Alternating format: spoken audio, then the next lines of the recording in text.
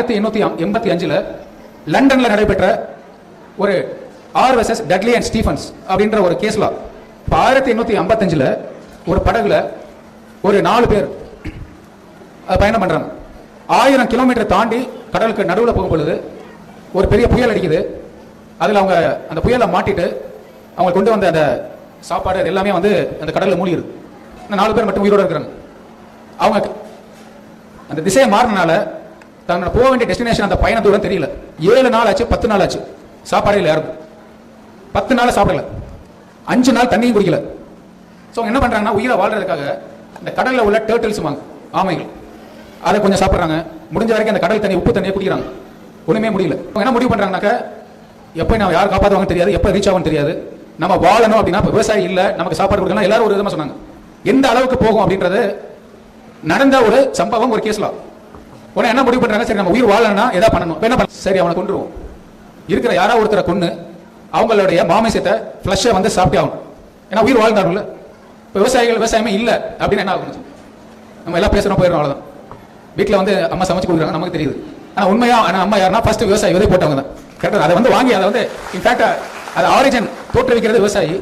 அது நமக்கு சரி அம்மா கடவுள் அம்மா கடவுள் தான். நமக்காக அதை அந்த கொடுத்த அந்த ஃபுட் கிரெயின்ஸையும் அந்த சாப்பாடு பதார்த்தத்தையும் ப்ரிப்பேர் பண்ணி கொடுக்குறாங்க, அவ்வளோதான். பட் அதை சோர்ஸாக இருக்கிற ஒரு ஆண் விவசாயி பெண் விவசாயி தான் ரியல் கடவுள்.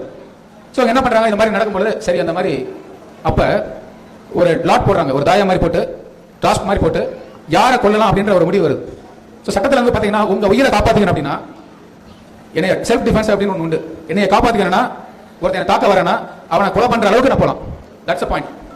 ஸோ அவங்க என்ன முடிவு பண்ணுறாங்க, ஓகே ஒரு டைஸ் போட்டு அதில் ஒரு 16 வயசு 18 வயசு பையன் 2 பேர் இருக்கான்.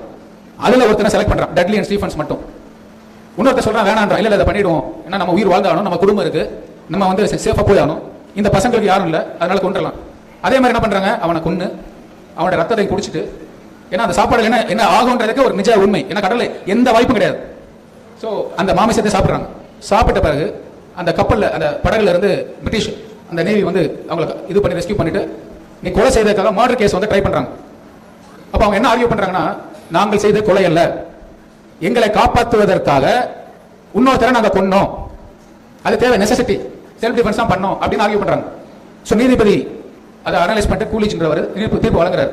தீர்ப்பில் என்ன குறிப்பிட்டாருன்னா, அவங்க பண்ணதே சரி, சட்டப்படி சரி, ஏன்னா தன்னை காப்பாத்துக்கிற வழி இல்லாமல் கொண்டுட்டாங்க. ஆனால் அவங்க கொன்னது யாரை கொண்டிருக்காங்கன்னா, அங்க இருந்த 2 பேரை ஒரு ஏஜ்ல வந்து தான் சாக்ரிஃபைஸ் பண்ணல, தன்னோட உயிரை வந்து பணைய வச்சு அந்த சிறுவனை 16-18 வயசை காப்பாத்தி இருந்தால் அவங்களுக்கு அந்த டிஃபென்ஸ் உண்டு. ஆனால் இது கொலையாக நான் எடுத்துப்பேன். ஏன் எடுத்துப்பேன் அப்படின்னா பாருங்க எந்த அளவுக்கு விளக்காரன் சொல்றேன், எவ்வளவு யோசிச்சிருக்கான் பாருங்க.